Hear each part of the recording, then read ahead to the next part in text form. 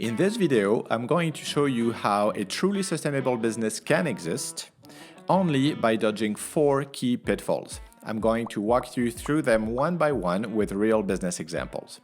Hi, my name is Alex. I've been working in sustainability for almost 20 years with dozens of businesses.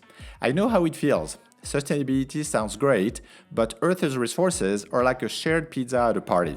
Everyone's grabbing slices, and if you snatch too many, the whole party crashes. So here is a simple framework that I have used to make businesses thrive without trashing the planet. Okay, let's get drawing. Sustainability often feels overwhelming.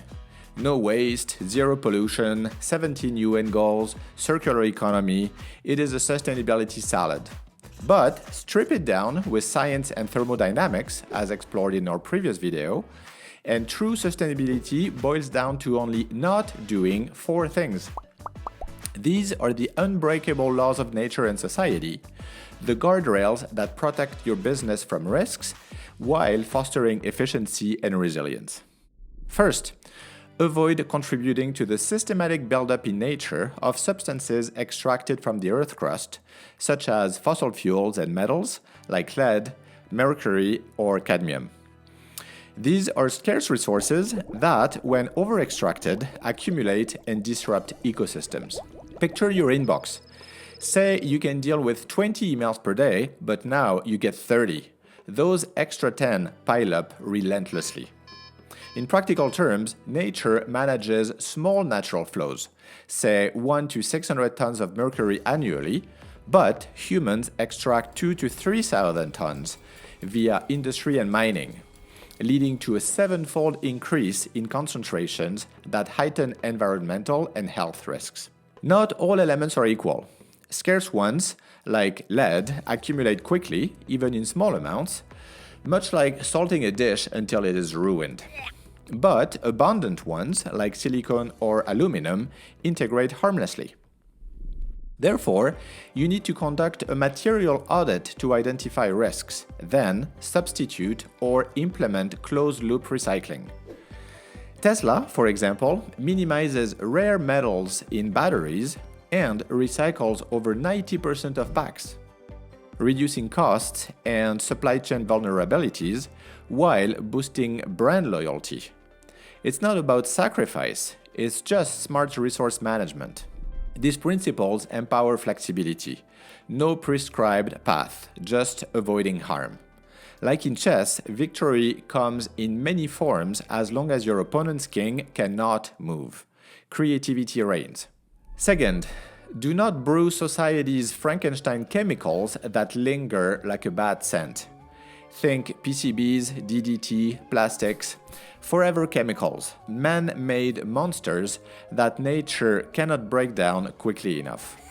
Examples: DDT banned after eagles nearly vanished, mountains of plastics in the ocean. Solution: inventory your chemicals, phase out the immortals, and cycle the rest. Patagonia transitioned to biodegradable Blue Sign certified fabrics, slashing environmental liabilities and appealing to eco-conscious markets for sustained revenue growth. Do you know other examples of businesses acting as sustainability champions? Share them in the comments. Third, don't bulldoze nature's hardware.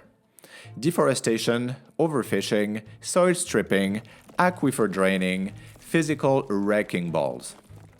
The key is alignment with regeneration rates. Harvest timber slower than regrowth, fish below reproduction thresholds. Unilever's regenerative agriculture in tree plantations has allegedly increased yields by 20% while restoring soils, demonstrating how sustainability enhances operational efficiency and mitigates regulatory risks. Fourth, don't sabotage people's basics, health, education, influence, security, through practices that erode societal foundations. Examples include lobbying against health policies or exploiting vulnerable labor. Solutions: ditch dodgy practices. Tony's Chocolonely pays premiums to farmers, funding education and health while eliminating child labor, building resilient supply chains and premium pricing power. IKEA is pioneering this, sourcing 100% renewable or recycled wood, eliminating fossil fuels and toxics, advancing forest restoration, planting more than they harvest, and ensuring fair wages for over 1 million supply chain workers. The result? Reduced inequality, lower risks, and robust profits, showing sustainable models scale profitably. Not only a truly sustainable business can exist, but they make more money. This other video explains how they can make 51 to 81% more profit. Check it out and let me know what you think.